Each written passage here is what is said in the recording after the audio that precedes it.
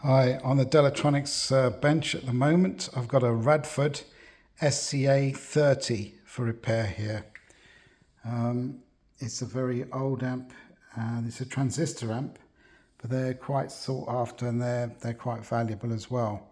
It's very well built, but this is pretty old. It's bought in an auction.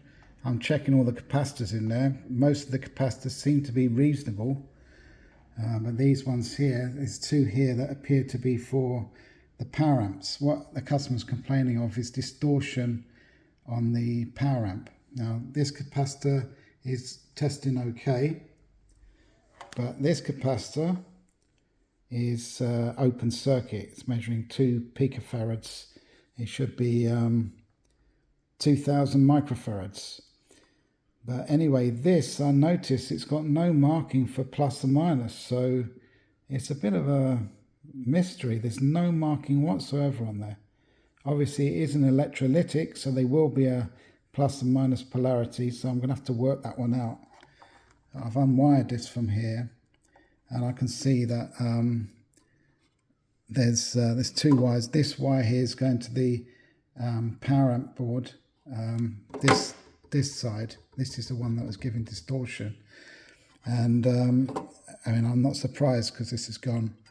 But I thought, right, I noticed some other capacitors there, and they're obviously the power supply capacitors, and this is the power supply board on top here. The capacitors here are all reasonable, but when I took this apart, look what I found. This is so corroded that the positive terminal here has completely come away. So I'll pull this board carefully out here. That resistor looks a little bit burnt, so I'd have to check that. But if you can see here, look, this is completely corroded. This wire was hanging off in the air like that, so this is why when the customer switched it on, it was probably humming, heavily distorting because of this one here. So what I'd need to do at the minimum really is replace these 4 capacitors here, try and find the right sort of diameter, etc. And one of these, that one's okay, but I might replace them both maybe. Yeah, this is quite a big job. I don't know if the transistors are all right. I suspect they possibly are, because obviously this capacitor is definitely faulty. That would have caused a distortion on one channel. You probably wouldn't have got a lot of hum from this, because these reservoir capacitors are in pairs, 5,000 microfarads each. They're in pairs, so yeah, there might have been some hum, but I mean, at least you got a good working one on one of the rails and a pair of working ones on the other rails, because these measure okay, apart from obviously that one there completely destroyed. So yeah, there we go. Very good quality amp, I would say.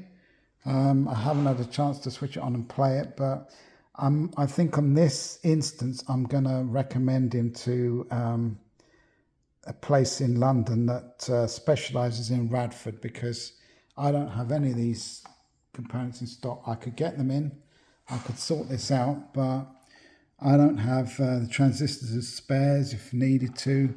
There's limited information on the service manual, so it might be one that I probably will elect not to take on, because once I replaced all these capacitors, there might be other nasties there that a specialist in these would know about.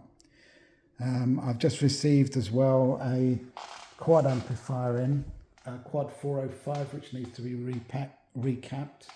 That is going to be a lot better, a lot easier to work on than one of these well, not complicated, but one of these beasts here with a lot of components which have been discontinued.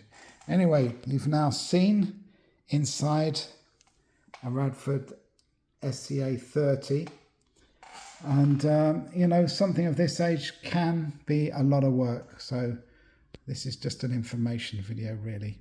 I'll let you know if I undertake it. Thanks very much for watching. Please like and subscribe.